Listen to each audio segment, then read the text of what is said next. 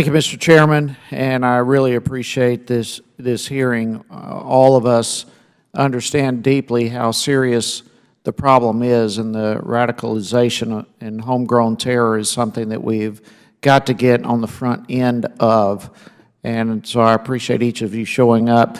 Mr. Chairman, I would ask unanimous consent to enter a 2014 article from the Journal of Forensic Sciences entitled "Bombing Alone, Tracing the Motivations and Antecedent Behavior of Lone Actor Terrorists." Without objection.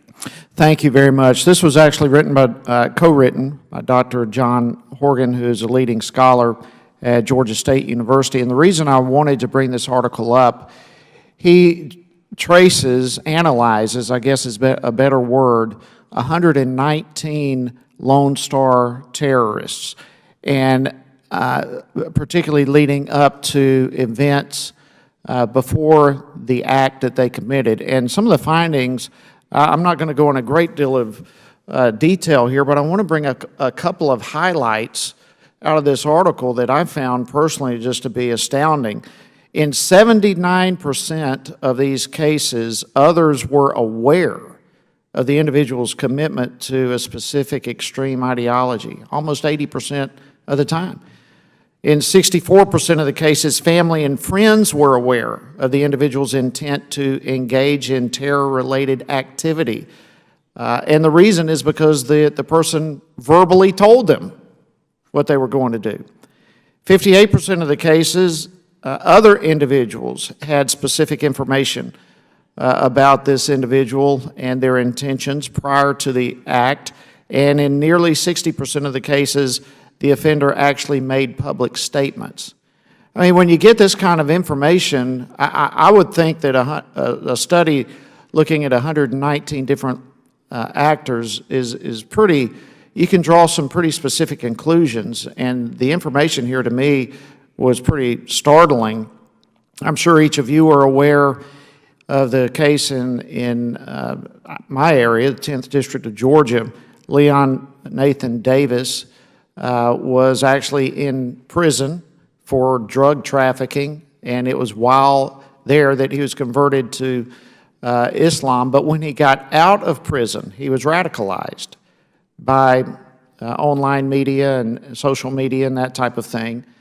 And I mean, just like the studies that I just referenced by Dr. Horgan, Davis did similar things. He made public his intentions, and fortunately, I mean, he was on his way to Turkey, from Atlanta to Turkey.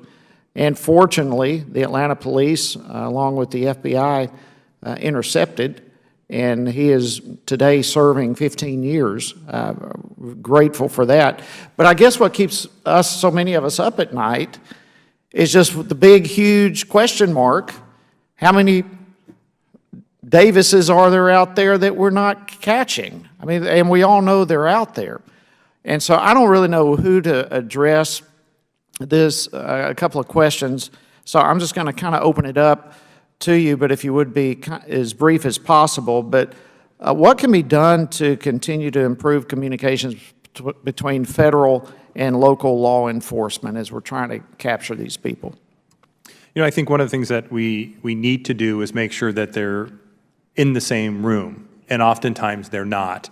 We've created a system that we have a bifurcated system. We have a JTTF somewhere in a city, and typically we have a state and local fusion center elsewhere. And they may be connected through intelligence pipelines or, you know, email, but they're not there physically together. So I think to the degree that we can bolt them together, that will help us make sure that information and intelligence is populated across that room in order to ensure we give ourselves the greatest chance of detecting and stopping a potential. Well, let me just throw this out just one step further in this. What can we do to help in the whole communication between federal, local, and local communities so that when family or friends or others see stuff, they go to the authorities rather than stay silent about it? Well, I think you have to build relationships. You have to create an environment where law enforcement can build relationships with the at-risk communities, because if they don't exist, there is going to be a lack of trust. I mean, remember, many of the folks that are come from countries in which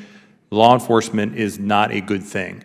And so we've got to kind of tear down those those historical mistrust notions and get to a point where they know that they can talk to law enforcement. And it doesn't mean that their son's going to be thrown in jail or sent to Guantanamo Bay. It simply means they're going to create an off-ramp to get that person away from the radicalization pathway and elsewhere and back into the folds of the community. So we've got to, I think, increase those relationships, which is why I put out the piece about a month ago on creating regional outreach groups all over the country, including in Atlanta.